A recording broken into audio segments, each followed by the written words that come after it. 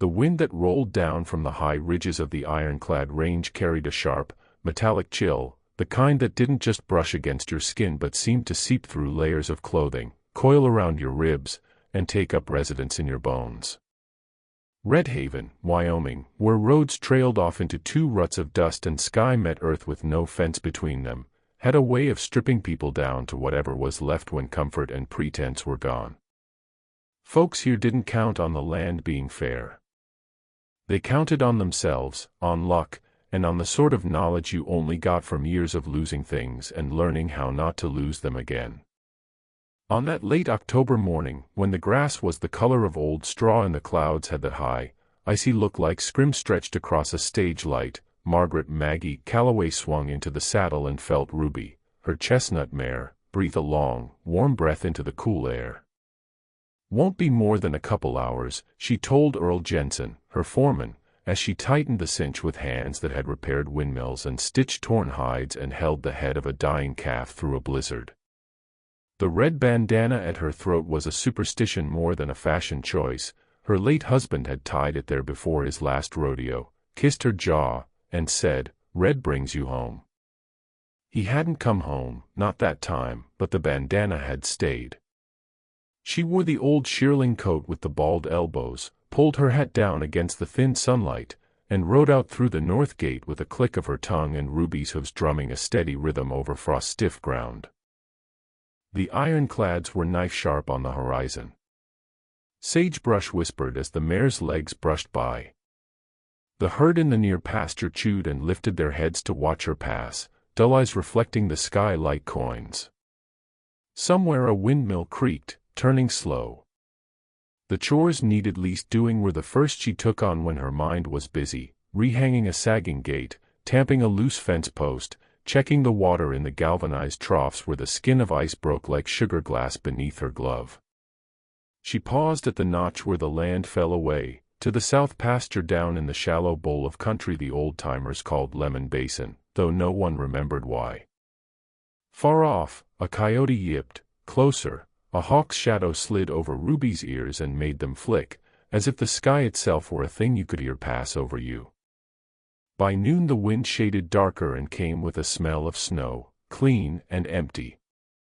Maggie watched the clouds stack out west like anvils and felt that farmer's clock in her chest tell her the hours had tipped.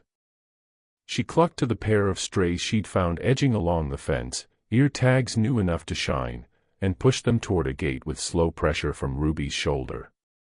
"Easy," she murmured, to the cattle or to the wind, she couldn't have said. She noticed a fence rail split where it shouldn't be, and a set of truck tracks mashing the grass beyond the section line where no truck had any business being. Not fresh, but not old enough to forget themselves, either. She frowned. "We've got ourselves a visitor," she told the mare, and the mare, being a horse and accustomed to carrying the weight of the human world in silence, said nothing back. The plan, then, nudged the strays into the south pasture, swing by the line shack where the old blue pickup sat under a lean-to with a tarp thrown up half-heartedly against weather, and go have a look farther out where the tracks cut across BLM land like someone's half-drunk signature. Ruby knew the trail so well that Maggie's mind stepped sideways in time, the way it did sometimes when the landscape rhymed with memory. She saw the back of Michael's neck, where the sun had freckled him dark and a tiny V of pale skin hid always under the collar of his shirt, even in August. She heard his laugh, low, a little embarrassed, disbelieving of its own joy, and remembered the last argument, which hadn't been an argument but one of those careful negotiations married people made when money was short and pride was both too much and not enough. "You don't have to ride that rank bull, Mick," she had said. "We'll make it lean. It won't be the first winter." He'd smiled like a man at the edge of a cliff insisting the view was worth it. "Red brings you home," he'd said. "I'll be careful." The red bandana had been on the counter. He had tied it around her neck with fingers that had broken and healed crooked and run along guitar strings on long nights when the wind made the house sing. At the line shack, the door banged on a hinge it had been threatening to abandon for 5 years. The air inside held the yellowed smell of dust, mouse pellets in the corners, coffee gone stale in a can under the shelf. The old blue pickup, faded, the kind of blue that had accepted its rust as part of its new color, waited like a big dog under the lean-to. She'd left a half-tank in it last week after hauling salt blocks. Maggie tied Ruby to the post with a quick hitch and scratched under her jaw until the mare's lip wriggled in pleasure. "Back soon," she said. The mare blew a soft snort that said, as much as a horse could say anything, "Come back if you like, I'm fine here." The truck started with a cough and a grind and then a settling into its old thrum. Maggie cracked the window to let the chill in and keep the smell of old vinyl and oil from crowding her lungs. The tire ruts pointed southeast into scrubby country where the ground turned to powder in July and glue in April. She followed, testing the mud with the truck's weight, watching the sky the way she watched the road. Both could betray you if you assumed their goodwill.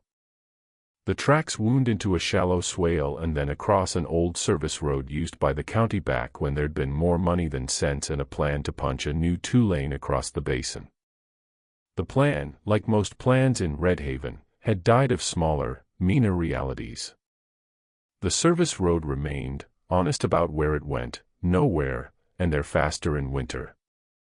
She saw where the truck she tracked had turned around in a tight, 3-point pattern and jounced its way back to the highway, convinced of its mistake or its mischief completed, she couldn't say. There was a fence cut with luck or precision, the wire lay curled like a sleeping rattler, clipped at the U-nails instead of snapped, which told her someone who knew fences had cut it.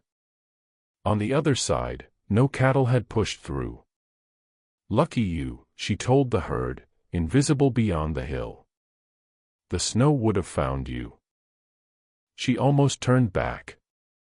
That other clock, the one that said, "You promised 2 hours, and the sky is stacking iron up there," tapped its foot.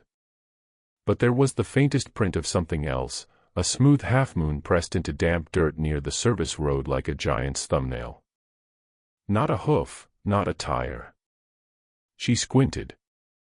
Boot tread. Not quite. It was an odd, scalloped shape, repeated, and it made the hair on her arms rise even under the shearling. She leaned closer, following the line of it as it faded toward a shallow dip in the ground where the grasses grew a shade darker. The dip wasn't new. She'd seen it for years, the land settling over something the old geology map in the courthouse would blurt if anyone thought to ask, voids in gypsum, tunnels from an abandoned water project, places where the earth learned to breathe out its empty. The truck's tires argued a little as she nosed the front end toward the dip, felt the weight shift, and stopped with the patient, thinking stillness of someone measuring risk and asking herself whether curiosity was worth a night in weather. A bird rose from the grass and went slashing off into the sky like a punctuation mark. "All right," she said aloud, "enough." She dropped it into reverse, eased off the gas. The earth sighed. There isn't a word for that sound that isn't warning. It came soft and then not soft, a shrug and a swallow. The hood of the truck dipped an inch and then another, and then the road wasn't a road but a kind of wet paper, and the paper tore, and the truck's front wheels fell into a mouth the earth had been shaping out of frost and water and the old, slow ambition that rock has to become sand. She put her foot where you put it, brake, clutch, muscle memory, but the world dropped all the same. Silence in a place like that isn't silence. It has its own noises, drip, scrape, a grain skitter, the whisper of something settling more. She moved slow, because slow is how you learn what you have left. Fingers. Toes. Knees complaining. A hot, slicing sting in her left thigh when she tried to pull it back from where it had jammed between dash and seat. She used her hands, braced, cursed, laughed because the curse sounded ridiculous in that close dark, and managed an inch and then another.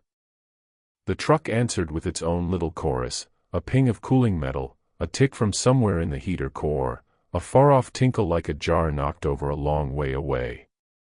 When the air told her it had not, in fact, run out, she took a deeper breath and smelled damp gypsum and the old, cozy smell of vinyl and dust and something else, sage, embedded in her coat, maybe. The ridiculous thought, the land smelled like her house. She cracked the driver's door and dirt cascaded in heavy handfuls. Not that way. The passenger window had spidered into a white flower but hadn't let go. The windshield had split into narrow deltas that caught light from nowhere, a faint, broken geometry. She patted her coat. Thermos. Jerky. The small flashlight that lived there because Earl had said last winter, "You don't get to be surprised by night, boss." She clicked the light. A pale, coin-sized circle painted the glove compartment, her own knuckles, the scuffed toe of her boot. "All right," she told the dark. "We're not done." Inventory was a comfort more than a plan. 2 road flares behind the seat and 1 under, a first aid kit missing the good scissors but still boasting a roll of tape and triangular bandage, matches in a waterproof tin, the old CB radio that had been dead the last 3 times she'd tried it and might be a miracle now because the universe liked a punchline, a half-pack of gum stiff as plastic, a wool blanket smelling of dog from the week she'd let the sheepdog ride with her because he'd been limping and looked so hurt when she left him. The red bandana around her neck. She tied the flashlight to a strap on her wrist with the bandana, because she knew what panic does to hands. Her thigh, where the seat had bitten into her, wasn't bleeding badly, but blood it was, welling up in beaded stubbornness. She put the triangular bandage on it, pulled until her vision tightened into a little tube, and told herself to breathe slow. When she had a rhythm again, she turned to the CB with the reverence of a supplicant. The truck's battery, how much did it have? Enough for a crackle. Enough for a voice. The CB lit with a cooperative green that made her laugh again, soft this time, relieved of the hysteria it had been flirting with. She thumbed the mic, pressed it to her mouth like a secret. "Breaker, breaker," she said, because the words were a charm as much as a protocol. This is Maggie Calloway, out in Lemon Basin, I think." Truck went into a hole. "Anyone reading?" The CB hissed like a rattler in long grass. Somewhere under the hiss, a ghost of a voice, so faint that she had to convince herself she'd heard it to agree that she had. "Gee." She slammed the heel of her hand into the dash, as if the machine would be heartened by violence. "Sheriff, Earl, anyone," she said. "I'm underground. There's sinkhole, maybe gypsum. I've got a broken, no, not broken. I'm bleeding, I'm okay. I'm okay." "Gee, this, Cal, copy," the voice slipped in and out as if the world were made of gauze. Again. "Cal, I'm in the old service road, south of the line shack." She looked at the faint angle of the windshield, the holes in the dark. The dip with switchgrass. About a mile past the split. The earth it gave. If she squinted, she could imagine a rectangle of lighter black above the cracked glass.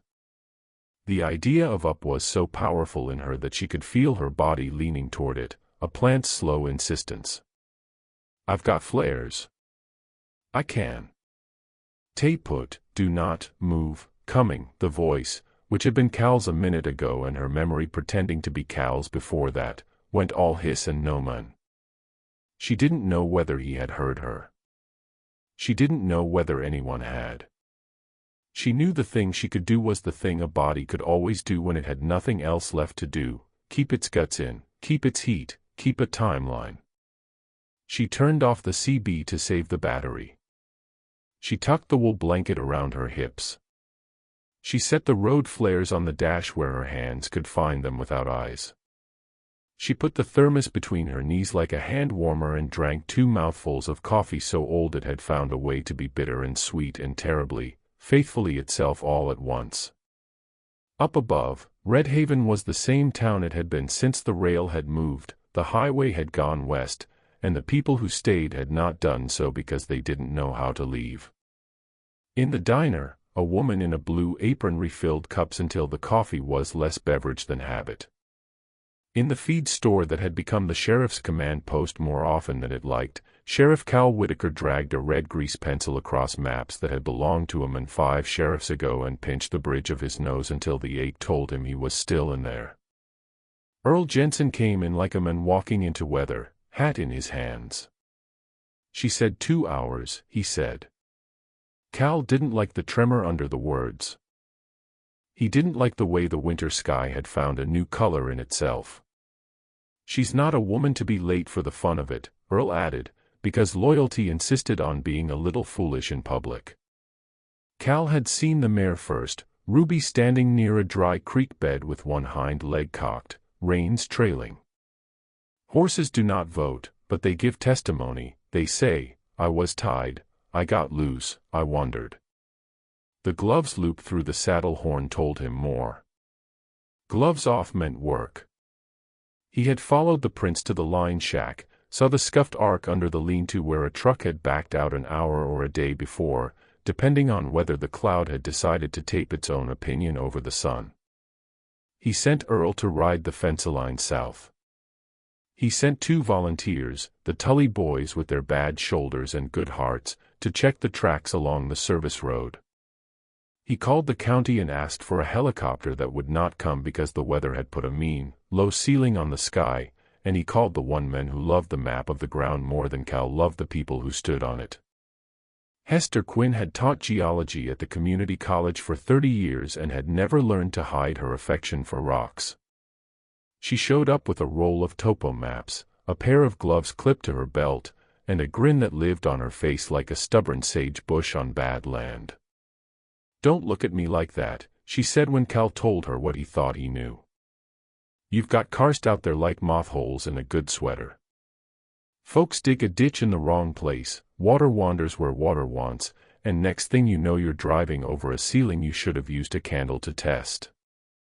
Gypsum gets soft when it drinks. Like me." She winked, but her eyes went soft at Earl's hat, crushed the way hands crush a hat when hope gets heavy. "We'll find her," she said, and she meant, we'll look until looking is done. Underground, time changed its flavor. Maggie counted by drip for a while, counted by breath when the drip's rhythm got inside her head and rewired it into a thing she couldn't listen to without wanting to wrench the world into a different pattern. She dozed up against the seat, the wool blanket a friend that smelled like dog and smoke, and woke to the groan of something far off adjusting its burden to a different shoulder. Thirst spoke up like a child who had been promised something and would not accept that promise being broken. She drank 2 more mouthfuls from the thermos and made a bargain with the coffee, 2 more in an hour. She didn't have a watch. She went by the light in her small flashlight until it began to dim and then by a flare struck for 30 seconds at a time, not for light but for the way the flame told her there was air worth joining, and by the way the cold got in and sat down. When she first saw the tunnel, it was because the beam of her light fell wrong and then right on a place where the dirt wasn't dirt but the suggestion of space. The passenger side of the truck had torn a lip in the earth as it fell, and the lip had peeled back to reveal an old void, the skin of it veined and glittering like the inside of a cheap ring. It wasn't a hole any sane person would put a body into, but she wasn't in the market for sanity, she was in the market for out. She wiggled across the bench seat like a snake, bit her lip because the move put a flame through her thigh that made her eyes water, and pressed the flashlight into the gap ahead of her like a question. The tunnel was tall enough for a child to crawl, long enough to be a mistake, and dark enough to be a dare. "You sit tight," she told the truck, as if the truck were the one tempted to go wandering. She put the CB mic in her coat pocket, wrapped the bandana tight around the flashlight now tied to her wrist, and went in headfirst because there wasn't room to turn around. The earth is a good liar. It can pretend it is ambient, inert, indifferent. Inside it, crawling, you learn that it has moods. It sweats. It whispers. It holds its own weather. The gypsum crumbed under Maggie's elbows and packed under her nails.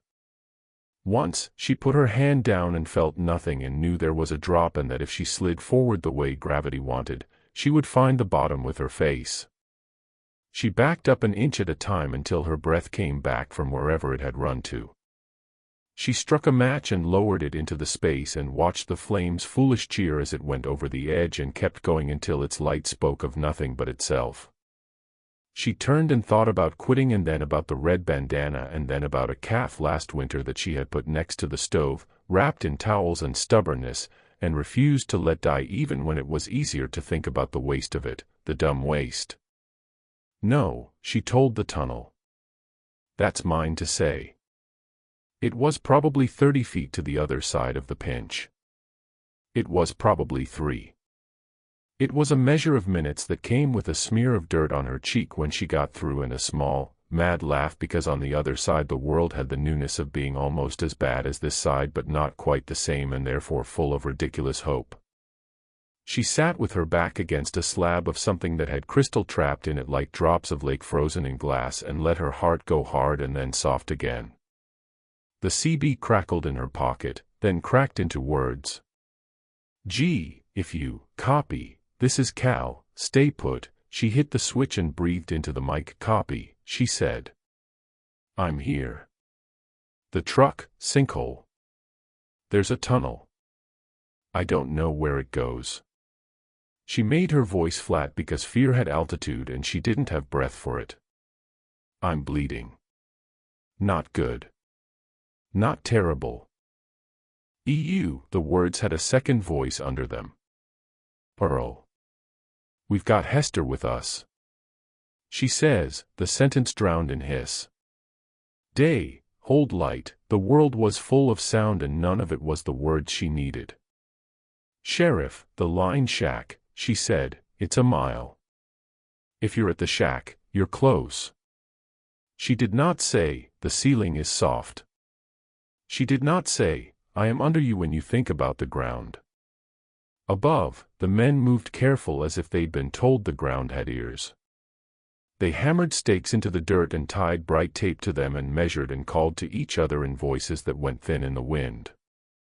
Hester argued with the countyman who ran the little dozer and who wanted nothing more than to make a big gesture and be the hero. "You dig, she falls," she said.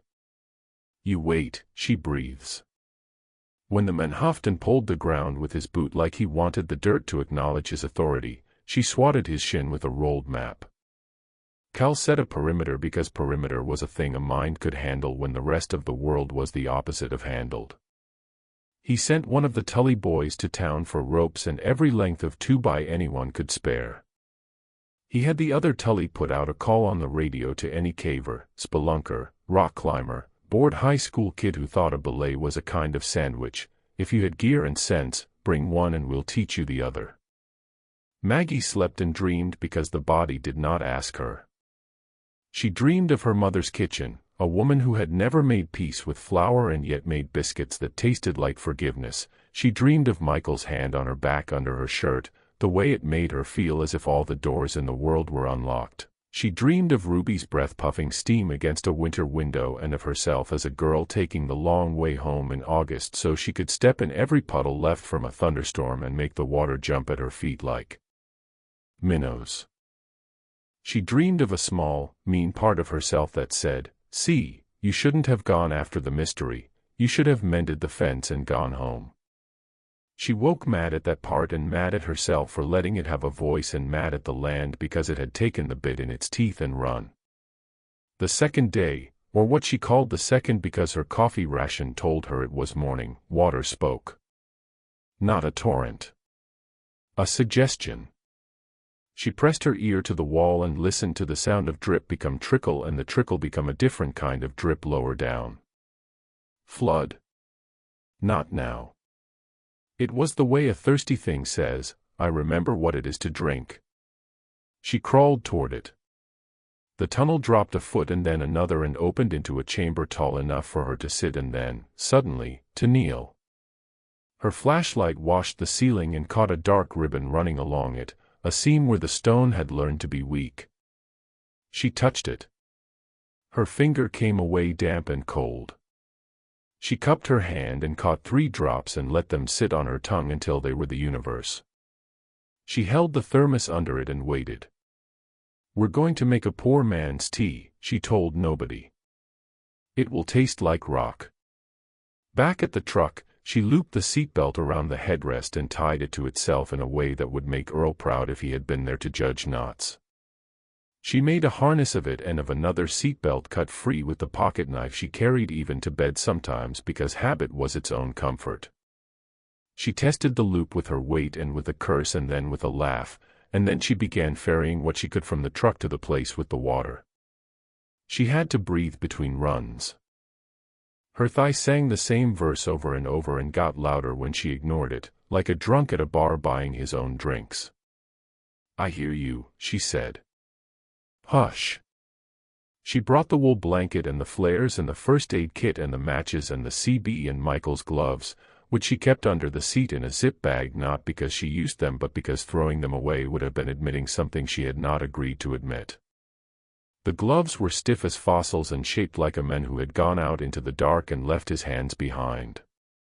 Cal and Hester found the edge of the collapse by the way the sage leaned toward it and the way a cigarette lighter went out when you gave it to the hole's breath. Hester got on her belly and peered into a shadow that was a promise and a threat and yelled down as if yelling gave the noise weight. "Maggie." The name hit rock and came back a muffled echo of itself.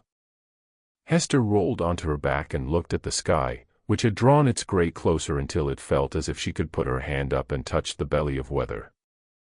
"She's in there," she said, and wished she could say it the way you say, "She's in the kitchen." "We need timber. We need slings. We need someone who can go into a hole and not panic." Cal didn't say, "We need miraculously more time." He said, "We need what we need," and he said it in the voice that had told drunks to go home and husbands to shut their mouths and a certain boy wants to drive his girl to Billings because if she was going to have a baby, she didn't need to have it on the floor of a pickup on County Line Road. Earl stood next to him and pinched the brim of his hat between forefinger and thumb until the felt gave up the ghost. "I tied her mare," he said. "She kept looking at me like I'd asked her to lie." Third day. The word didn't make sense underground. The body learns day as heat and night as cool and without them it invents both and is wrong most of the time. Maggie turned the CB on every hour she guessed the hour might be and said, "Maggie." Lemon basin. Truck. Sinkhole.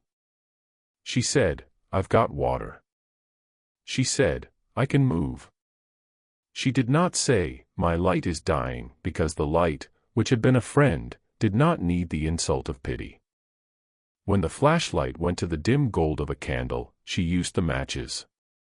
She tore pages from the old glovebox manual and rolled them into a wick and dipped them in a smear of oil from the dipstick and set the oil in a little shallow of foil she made from the gum wrapper. The flame, small and wanting to die, burned with a determination she admired. "Look at us," she said. "Two stubborns." She talked to Michael because he was easiest to talk to, not because she needed ghosts. "You bastard," she told him. "Leaving me to carry all this alone." Then she said, "You did your best," because that was true, too. She said, "I know what you would say right now," and he said, in that way of voices that are you pretending to be someone else and being truer because of it, I would say, "Red brings you home." I would say, "You'll do the thing that hurts and that will be the right thing." The hurting thing was the crawl into the narrower tunnel when the chamber became a bowl and water began to lick at its lip. The weather above had decided to drop what it had been threatening to drop. The first taste of flood came curious and then not curious, and the chamber that had felt like a friend the way a dog in a bad neighborhood feels like a friend when it walks beside you became something that would hold you down the rough way a bully holds you down. She pulled herself up by the seatbelt, found a little shelf of stone that bit into her spine, and considered whether one small person could outstare a sheet of water. "No," she told herself. "You're going up." The seam she had touched with her fingers and found damp was a line where the stone had decided to separate from itself. She thought of fence wire and of the way you could sometimes persuade a thing to be more open than it wanted to be if you asked with a tool. She took the jack handle from the truck, the one that had sprung loose in the fall and laid itself like a suggestion by her shin, and she wedged it into the seam and talked to the rock like it was a cow stuck in a chute. "Easy," she said. "Give."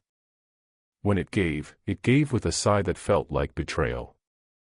A wedge of stone the size of a bread loaf fell into her lap and then tumbled into the water below and hissed as if it were alive. The gap widened by an inch. An inch was a religion. She made a ladder of seatbelts and a rosary of words to say each time she put her foot into the next loop. Michael. Ruby. Mom. Cal, Earl. Stay. Go. Please. Now. The small light she had from her paper wick threw shadows that tried to trick her into thinking there were people down there or up here or just to the side of her, watching without helping. She told them to mind their business. She wriggled her shoulders into the seam and felt the rock kiss her with cold and grit and a generosity she did not trust. On the other side of not enough space was more not enough space, but it was new not enough, and she loved it for that. The jack handle became a lever. The lever became a prayer. The prayer became a curse. Her thigh was a fire that narrowed the world to a point and then widened it again when she refused to let the point be the last thing.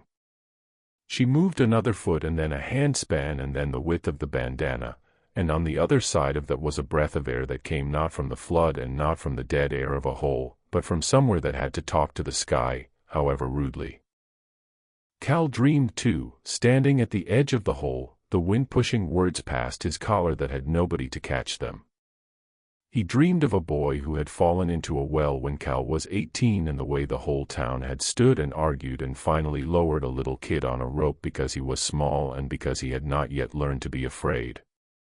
The boy had come up with his arms around a crying child, and people had slapped Cal on the back and said things like "Goodman" and "Good head." He had liked the way it felt, the weight of usefulness.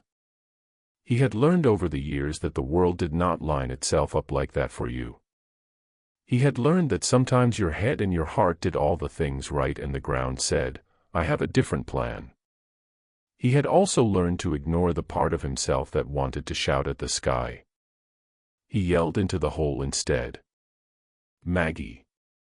Can you hear me?" His voice came back a stranger. "We're here," he said, and he meant, "I am here in the only way I know to be here, which is with everything I have and with the surety that everything will not be enough." Night, if it was night, was a thing that found you and pulled you down to its level and then stayed to see what you would do about it. Maggie lit the last flare for no good reason other than the way the pink-red light made the rock look like flesh and the world look like something that could be persuaded. She held it up and saw the seam again and a pale suggestion of a vertical crack where roots had worried their way down a long time ago in search of water. A root hung there, black in the flare light, knotted and thin as a wrist. She reached for it because reaching is what the body does in the last second before it thinks. Don't forget to like the video and subscribe for more stories.